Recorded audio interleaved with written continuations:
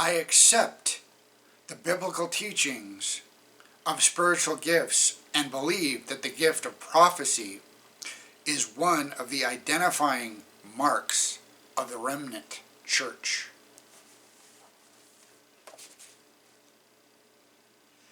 In the hands of God, can the Ethiopian change his skin, or the leopard his spots? Then may you also do good, who are accustomed to do evil.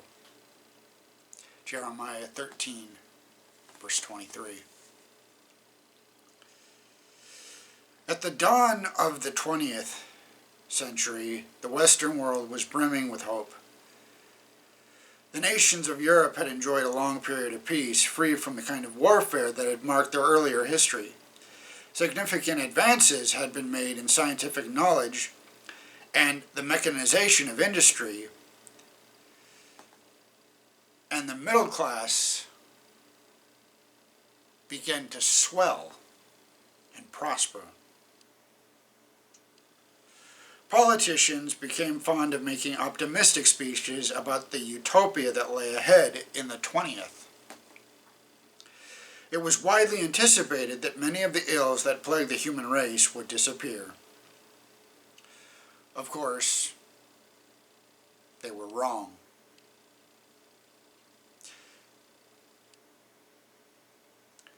The 20th was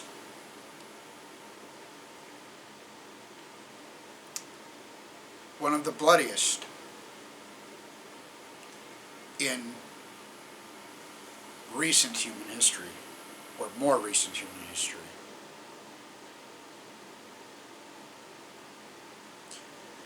$200 million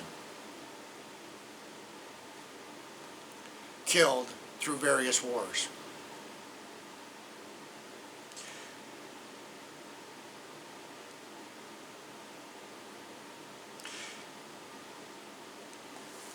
In the industrial age, you get far more efficient ways of building weapons, but there's other advantages too, and scientific advancements and everything else.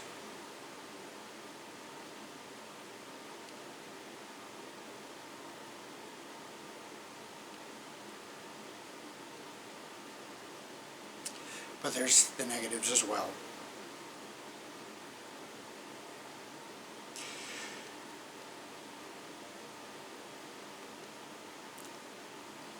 We may have produced inexpensive consumer goods on a mass scale, but we also opened death camps to systematically slaughter millions. Atomic energy was used to kill before it was used to power. Well,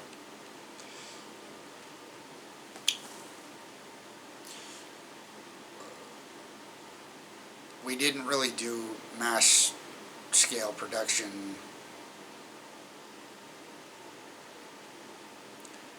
until the beginning of the 21st. We've only really had that because the Chinese, with their slave labor, are the ones that really opened that up.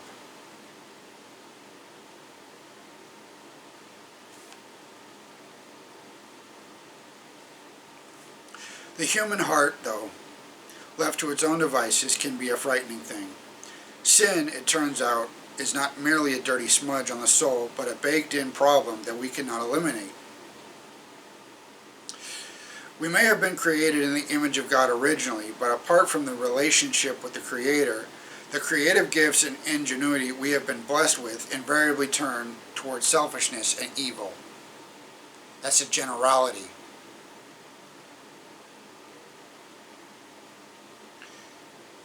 We are helpless to change our sinful ways as we are to change the color of our skin. I disagree with that as well.